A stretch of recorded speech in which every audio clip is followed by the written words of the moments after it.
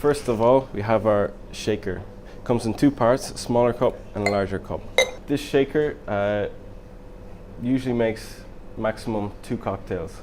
Usually you put your ingredients and ice into the first one and then use the top one to shake it. Then we have our bar spoon.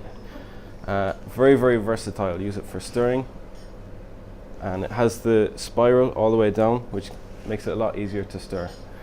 It also has this platform at the base, which is very, very handy for when you're layering drinks.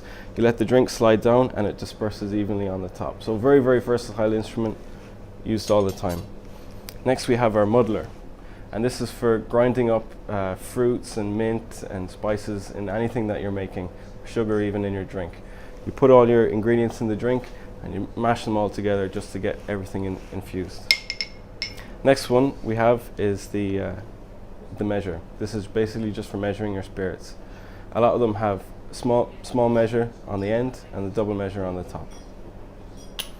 And then we have 2 different types of strainers. The first is the ice strainer.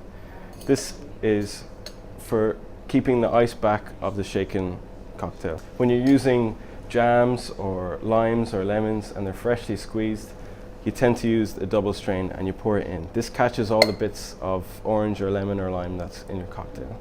And that's basically all the equipment that you need to get started for a cocktail.